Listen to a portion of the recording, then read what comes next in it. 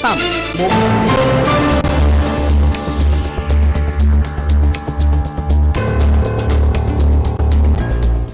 Break के बाद एक बार फिर आपका बहुत स्वागत है। रुक करते कुछ खास खबरों पर। खबर मथुरा से है, जहां 22 जनवरी को एक तरफ अयोध्या में श्री राम लला की प्राण प्रतिष्ठा का आयोजन किया जा रहा है, तो वहीं मथुरा में चंदन वन फेज 2 के सामने पुराने ITO के पास NH-19 पर छाया अस्पताल का उद्घाटन किया गया है। जिस तरह बेहतर और अच्छे उपचार के लिए मरीज आगरा से दिल्ली जाते थे, अब आपके शहर मथुरा में भी हेल्थ से जुड़े बेहतर उपचार अनुभवी डॉक्टरों के साथ दिया जा रहा है।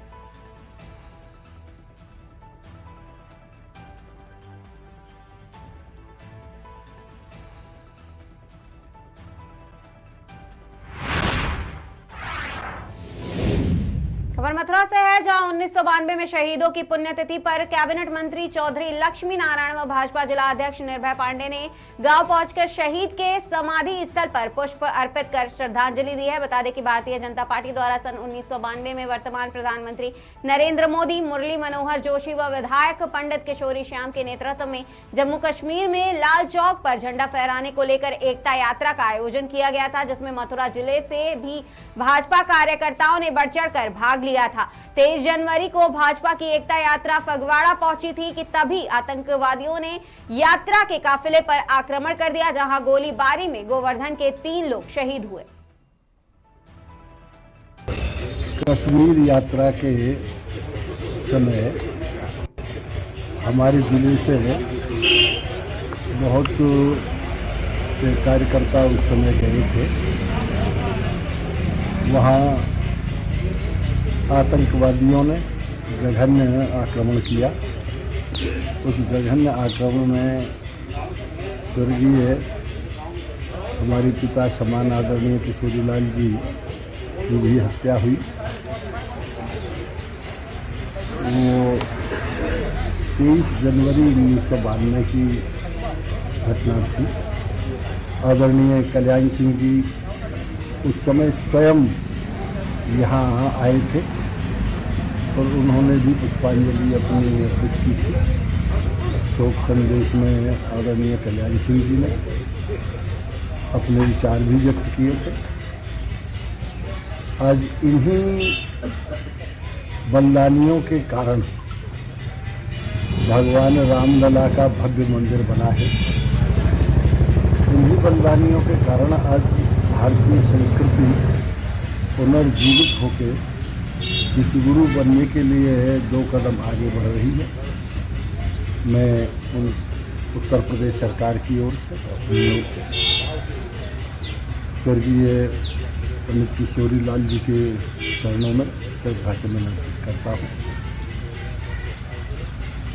और ईश्वर से प्रार्थना करता हूँ कि उनके मार्गदर्शन में जिस तरह से कार्य हुए थे, उन कार्यों को आगे बढ़ाने के लिए हमको शक्ति प्रदान करें। भारतीय जनता पार्टी के जिस समय मुरली मनोहर जोशी जी के नेतृत्व में एकता यात्रा अपने कश्मीर में लाल चौक पर तिरंगा झंडा जिस समय कोई नहीं फहरा रहा था वहाँ पर, तो भारतीय जनता पार्टी के केंद्रीय नेतृत्व ने तय किया था कि भारतीय जनता पार्टी ही लाल चौक पर तिरंगा झंडा फहराएगी। उस समय के तत्कालीन आदरणीय विधायक स्वर्गीय श्री किशोरी श्याम जी शर्मा के नेतृत्व में अपने यहाँ से भी जनबल के साथ में वहाँ पर उस एकता यात्रा में शामिल हुए थे। लेकिन दुर्भाग्यवश फगवाड़ा में आतंकी हमले में और हमारे कुछ यहीं के स्थानीय यानी हमारे मुरारी लाल जी के पिताजी किशनलाल जी, श्री किशोरीलाल जी, सी से किशनलाल और सिंह से किशनलाल जी, जानू से तालेवर सिंह जी अपने उस समय पर उस एकता यात्रा के लिए शहीद हुए थे। और निश्चित रूप से आज उनका हम पुण्यतिथि पर भारतीय जनता पार्टी की ओर से और जिले की ओर से हम उनको श्रद्धांजलि देने के लिए यहाँ उपस्थित हुए हैं।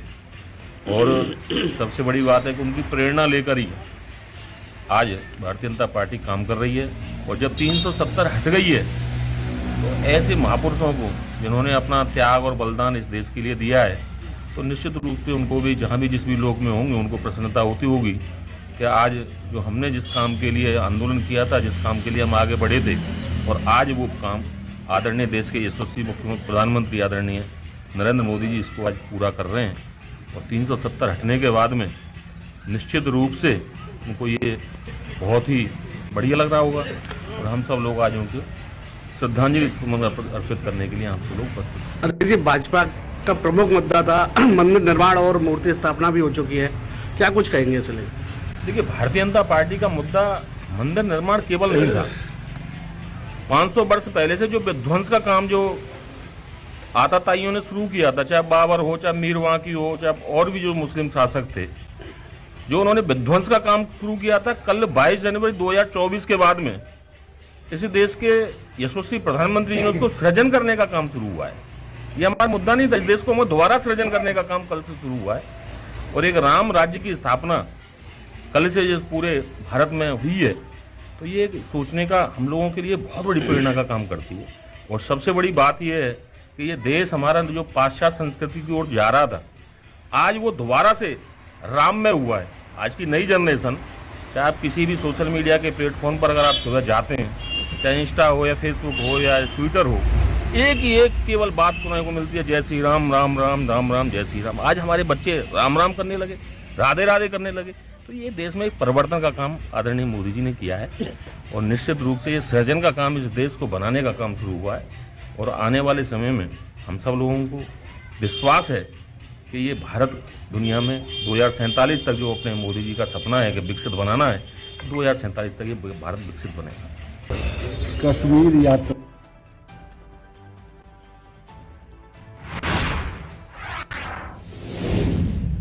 खबर अयोध्या से है, जहां रामनगरी अयोध्या में प्राण प्रतिष्ठा के उपलक्ष्य में 51 कुंडीय महायज्ञ का आयोजन किया गया है, जो कि 9 दिन तक चलता रहा और 10वें दिन प्रसाद वितरण और साधु संतों का सम्मान भी किया गया। इस दौरान जानकी घाट के महंत जन्मेजय शरण महाराज जी ने क्या कुछ कहा, सुनिए।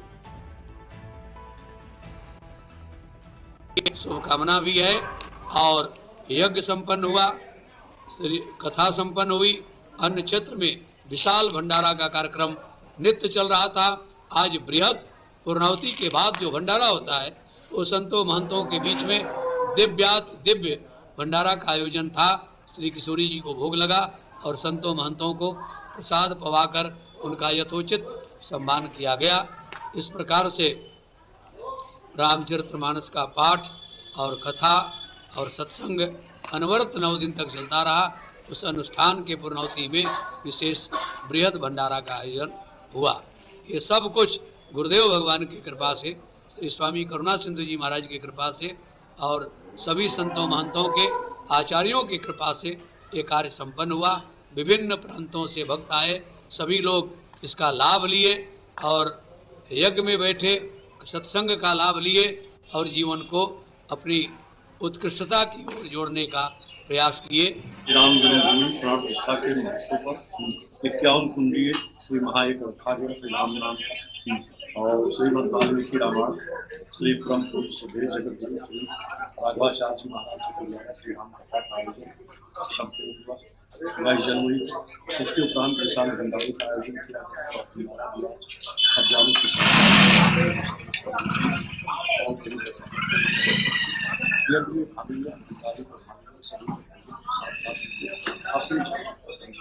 क्योंकि 500 वर्षों का जो संघर्ष था राम निर्माण का, वह हिंदू मानव के लिए सनातन धर्म की एक गौरव की बात रही, जो आज 22 जनवरी को अवतार संपन्न हुआ। भगवान राम जी का प्रतिष्ठा हुआ, भव्य रूप से मंदिर निर्माण पूर्ण हो गया।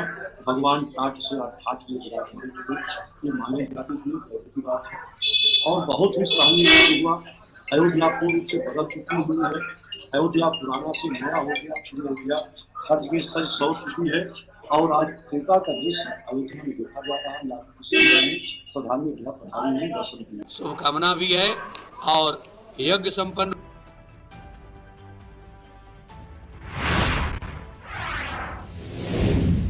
खबर बुलंदशहर से है, जहां 23 जनवरी को डीपीबीएस कॉलेज अनूप शहर में नेताजी सुभाष चंद्र बोस की जयंती को हर्षोल्लास से मनाया गया। वहीं इस कार्यक्रम की अध्यक्षता महाविद्यालय प्राचार्य प्रोफेसर गिरीश कुमार सिंह ने की है तथा संचालन रोवर अधिकारी डॉक्टर तरुण श्रीवास्तव ने किया है। वहीं कार्यक्रम में उपस्थित सभी लोगों ने नेताजी सुभाष चंद्र बोस के छाया चित्र पर पुष्प अर्पित कर नेताजी को श्रद्धांजलि दी है। इस अवसर पर प्राचार्य गिरीश कुमार सिंह ने नेताजी के व्यक्तित्व पर प्रकाश भी डाला है।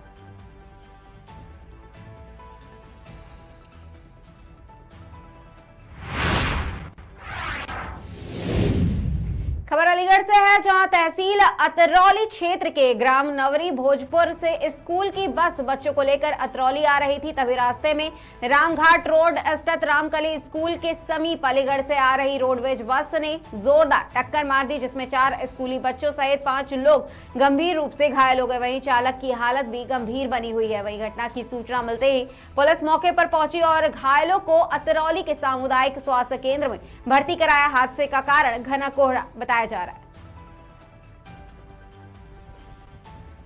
पंकज कुमार। कहाँ के रहने वाले? नौरी। ये क्या स्कूल में इनका क्या हादसा हुआ? स्कूल बच्चों को उठा करके ला रही थी बहन, तो घने कोहरे की वजह से एक्सीडेंट हो गया। किससे हुआ एक्सीडेंट? रोडवेज से। सामने से मारी है जी। रोडवेज किधर से आ रही थी? रोडवेज अलीगढ़ साइड से। कितने बच्चे घायल होंगे इसमें? 4 बच्चे। देखिए, ग्राम ककेथल अतरौली थाना अंतर्गत का मामला है। एक एक्सीडेंट की घटना हुई है जिसमें एक रोडवेज बस और स्कूल वैन की आपस में टक्कर हुई है, जिसमें कुछ बच्चे और जो वैन का स्कूल वैन का ड्राइवर है वो घायल हैं। पुलिस को तत्काल सूचना मिली, तत्काल वहाँ मौके पर पुलिस पहुंची और एम्बुलेंस को बुलाकर तत्काल जो भी घायल लोग थे इनको हॉस्पिटल भिजवा दिया गया है। सबकी हालत सामान्य है और लॉ एंड ऑर्डर की मौके पे कोई दिक्कत नहीं है और इसमें जो भी आगे की वैधानिक कार्रवाई है वो की जा रही है। पंकज कुमार। कहाँ के रहने वाले?